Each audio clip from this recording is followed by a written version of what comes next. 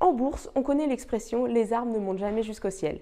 Pourtant, en novembre, sur Euronext, le blé a atteint des records, avec une tonne à plus de 300 € sur les échéances rapprochées comme lointaines. Nous voici de retour sur Ecoport pour discuter de la conjoncture des matières premières. Pas de changement de dynamique pour les marchés des matières premières. Plongés dans un climat d'incertitude, tous les prix ont augmenté sur le marché français en novembre.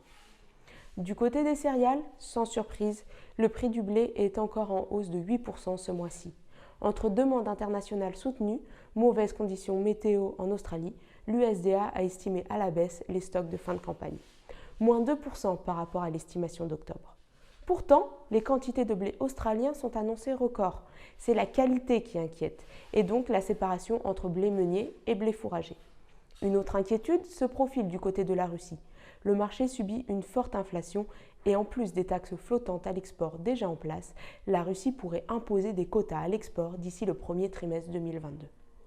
Le maïs est suiveur du blé et accuse aussi une augmentation en novembre.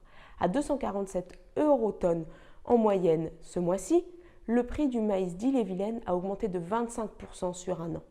Pour autant, le maïs moins onéreux que le blé prend une part significative dans les rations.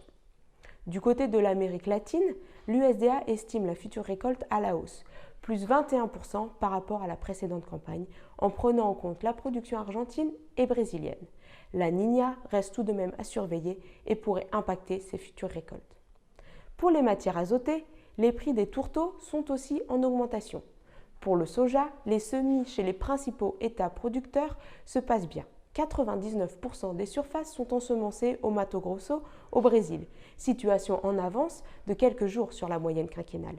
Néanmoins, l'USDA a abaissé l'estimation de production mondiale à 384 millions de tonnes, soit 1 million de tonnes de moins qu'en octobre.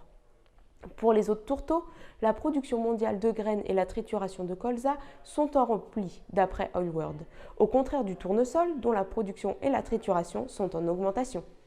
Pour autant, la demande est forte pour les deux tourteaux et leur prix augmente en novembre. L'arrivée du nouveau variant de la Covid fin novembre a entraîné une baisse du prix du pétrole, entraînant dans son sillage celui des graines oléagineuses. Cette dynamique pourrait aussi, par la suite, se reporter sur les tourteaux. À retenir donc, des cours des matières premières encore en hausse ce mois-ci, suivis par l'aliment qui augmente d'1% en octobre. L'arrivée du nouveau variant Covid inquiète les marchés et pourrait ralentir la reprise économique, impactant les cours à la baisse. Affaire à suivre.